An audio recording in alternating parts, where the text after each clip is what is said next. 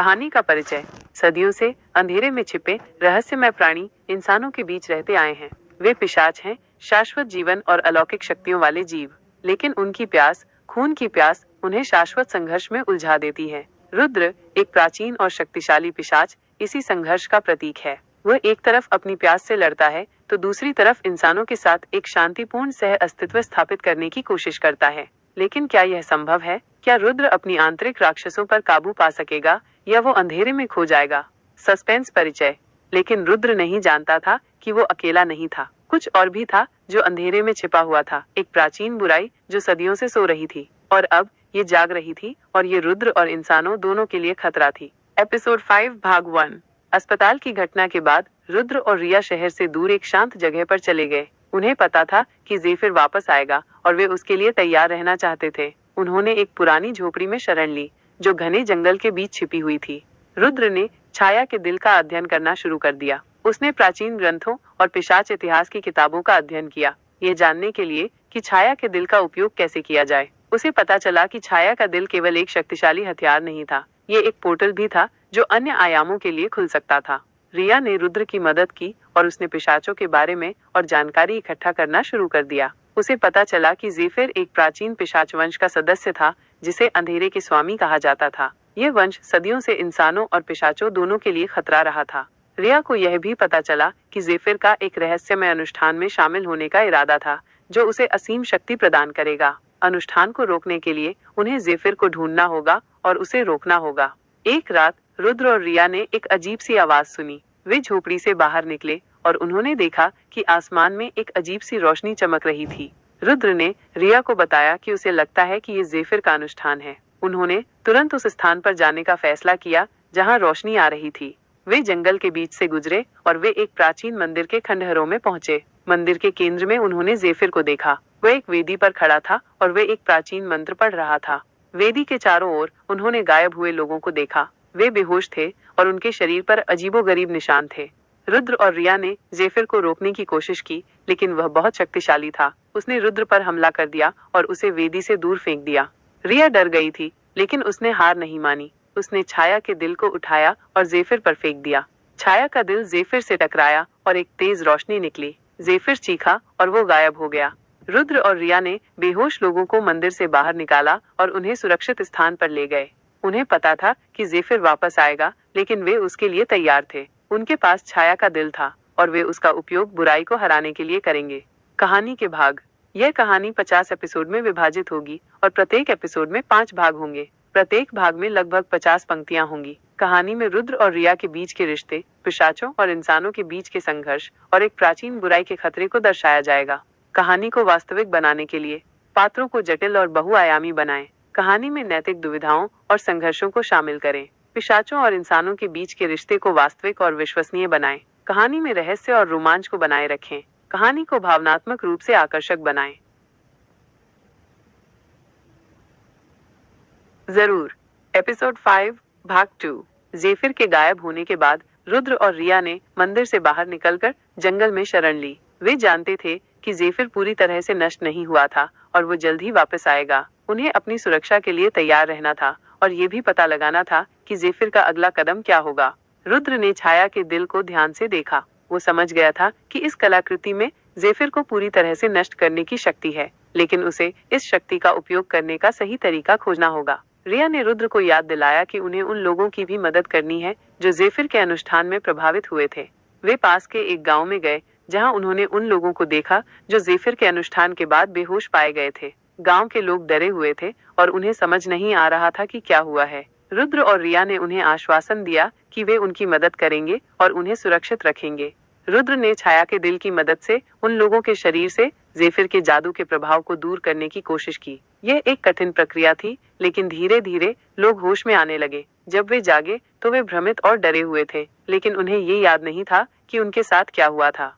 रिया ने गांव के लोगों को बताया कि उन्हें एक खतरनाक पिशाच ने पकड़ा था, लेकिन अब वे सुरक्षित हैं। गांव के लोगों ने रुद्र और रिया को धन्यवाद दिया और उन्हें अपने गांव में रहने के लिए आमंत्रित किया। रुद्र और रिया ने गांव में रहकर लोगों की मदद करने का फैसला किया। उन्होंने गांव के लोगों को पिशाचों के खतरों के बारे में बताया और उन्हें अपनी सुरक्षा के लिए तैयार रहने के लिए कहा। एक रात जब रुद्र और रिया गांव के बाहर टहल रहे थे, उन्होंने एक अजीब सी रोशनी देखी। रोशनी दूर पहाड़ियों से आ रही थी। रुद्र ने रिया को बताया कि उसे लगता है कि यह ज़ेफिर का संकेत है।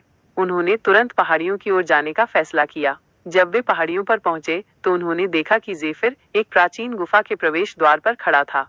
ज़ेफिर ने रुद्र और रिया को बताया कि उसने एक नया अनुष्ठान शुरू किया है जो उसे असीम शक्ति प्रदान करेगा। उसने उन्हें चेतावनी दी कि अगर उन्होंने उसे रोकने की कोशिश की तो वो उन्हें और गांव के सभी लोगों को नष्ट कर देगा।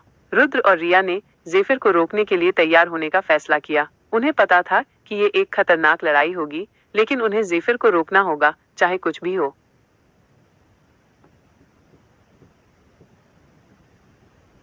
जरूर। एपिसोड 5 भाग 3।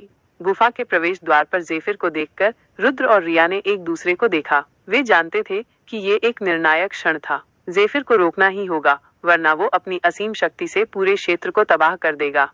रुद्र ने रिया को सतर्क रहने के लिए कहा और छाया के दिल को सुरक्षित रखने के लिए कहा। वह ज़ेफिर से लड़ने के लिए आगे बढ़ा, अपनी पिशाच शक्तियों का उपयोग करते हुए। ज़ेफिर ने भी अपनी शक्तियों का प्रदर्शन किया और एक भयंकर युद्ध शुरू हो गया। ज़ेफिर ने रुद्र पर तेज वार किए, जिससे रुद्र को बचने के लिए अपनी पूरी ताकत लगानी पड़ी। रुद्र ने भी ज़ेफिर पर पलटवार किए, लेकिन ज़ेफिर की शक्ति बहुत बढ़ गई थी। उसने रुद्र को कई बार पीछे धकेल दिया। रिया ने देखा कि रुद्र को ज़ेफिर से लड़ने में बहुत कठिनाई हो रही है। उसने फैसला किया कि उसे रुद्र की मदद करनी होगी। उसने छाया के दिल को उठाया और ज़ेफिर पर एक शक्तिशाली ऊर्जा किरण छोड़ी। किरण ज़ेफिर से टकराई, लेकिन ज़ेफिर ने उसे आसानी से रोक दिया। उसने रिया पर एक क्रोधित नजर डाली और उस पर हमला करने के लिए आगे बढ़ा। रुद्र ने रिया को बचाने के लिए ज़ेफिर को रोका। उसने ज़ेफिर को बताया कि वो रिया को नुकसान नहीं पहुंचा सकता। ज़ेफिर ने हंसते हुए कहा कि वो किसी को भी नहीं बख्शेगा। युद्ध और भी तीव्र हो गया। रुद्र और ज़ेफिर दोनों अपनी पूरी ताकत का उपयोग कर रहे थे। गुफा के आसपास की चट्टानें टूट रही थीं और हवा में ऊर्जा की लहरें फैल रही थीं। रिया ने देखा कि रुद्र धीरे धीरे कमजोर हो रहा है। उसने छाया के दिल को और भी शक्तिशाली बनाने का फैसला किया। उसने अपनी सारी ऊर्जा को छाया के दिल में डाला, जिससे वो और भी तेज चमकने लगा। उसने छाया के दिल से एक और शक्तिशाली किरण छोड़ी, जो इस बार ज़ेफिर को भेद गई। ज़ेफिर चीखा और पीछे हट गया। रुद्र ने इस अवसर का लाभ उठाया और ज़ेफिर पर एक अंतिम हमला किया। उसने अपनी सारी शक्ति को एक बार में केंद्रित किया और ज़ेफिर को गुफा के अंदर धकेल दिया। ज़ेफिर गुफा के अंदर गिर गया और गुफा का प्रवेश द्वार अचानक बंद हो गया। रुद्र और रिया ने राहत की सांस ली। उन्होंने ज़ेफिर को हरा दिया था, कम से कम अभी के लिए। वे थके हुए और घायल थे, लेकिन उन्होंने गांव के लोगों को और खुद को बचा लिया था। उन्हें पता था कि ज़ेफिर अभी भी जीवित है और वो वापस आएगा, लेकिन वे उसके लिए तैयार रहेंगे। जरूर। एपिसोड 5 भाग 4। गुफा का द्वार बंद होने के बाद रुद्र और रिया ने एक पल के लिए शांति महसूस की। उन्होंने एक दूसरे को देखा। उनकी आंखों में थकान और राहत दोनों झलक रही थी। वे जानते थे कि ज़ेफिर को हराना एक अस्थायी विजय थी, लेकिन यह उनके लिए एक महत्वपूर्ण जीत थी। रुद्र ने रिया को धन्यवाद दिया, उसकी बहादुरी और छाया के दिल के साथ उसकी शक्ति के लिए। रिया ने मुस्कुराते हुए कहा कि वे एक साथ थे और वे हमेशा एक दूसरे के लिए रहेंगे। उन्होंने गुफा के बंद द्वार को देखा और रुद्र ने कहा कि उन्हें ज़ेफिर के वापस आने से पहले कुछ समय मिल गया है। उन्होंने गांव में वापस जाने का फैसला किया, जहां लोग उनकी वापसी का इंतजार कर रहे थे। वे जानते थे कि गांव वालों को उनकी सुरक्षा का आश्वासन देना होगा और उन्हें ज़ेफिर के खतरे के बारे में बताना होगा। जब वे गांव पहुंचे तो लोगों ने उन्हें गर्मजोशी से स्वागत किया। उन्होंने रुद्र और रिया को बताया कि उन्होंने उनकी वापसी की उम्मीद नहीं छोड़ी थी। रुद्र ने गांव वालों को बताया कि ज़ेफिर अभी भी जीवित है, लेकिन उन्हें डरने की जरूरत नहीं है। उन्होंने उन्हें आश्वासन दिया कि वे उनकी रक्षा करेंगे। रिया ने गांव वालों को पिशाचों और छाया के दिल के बारे में बताया। उसने उन्हें बताया कि छाया का दिल एक शक्तिशाली कलाकृति है जो उन्हें ज़ेफिर से बचा सकती है। उसने उन्हें ये भी बताया कि उन्हें सतर्क रहना होगा और अपनी सुरक्षा के लिए तैयार रहना होगा। गांव वालों ने रुद्र और रिया की बात सुनी और उनकी सलाह मानी। उन्होंने अपनी सुरक्षा के लिए तैयारी शुरू कर दी और उन्होंने रुद्र और रिया को अपनी सुरक्षा के लिए गांव में रहने के लिए कहा। रुद्र और रिया ने गांव में रहकर लोगों की मदद करने का फैसला किया। उन्होंने गांव वालों को पिशाचों से लड़ने के लिए प्रशिक्षित किया और उन्होंने उन्हें अपनी सुरक्षा के लिए रणनीति सिखाई। उन्होंने छाया के दिल की शक्ति का उपयोग करके गांव की सुरक्षा के लिए एक सुरक्षात्मक ढाल भी बनाई। गांव में शांति और सुरक्षा का माहौल था, लेकिन रुद्र और रिया जानते थे कि ये शांति अस्थायी है। वे जानते थे कि ज़ेफिर वापस आएगा और उन्हें उसके लिए तैयार रहना होगा। एक रात जब रुद्र और रिया गांव के बाहर टहल रहे थे, उन्होंने आसमान में एक अजीब सी रोशनी देखी। रोशनी गुफा की दिशा से आ रही थी। रुद्र और रिया ने एक दूसरे को देखा और उन्हें पता था कि ज़ेफिर वापस आ गया है। उन्हें तुरंत गुफा की ओर जाने का फैसला किया, यह देखने के लिए कि ज़ेफिर क्या कर रहा है।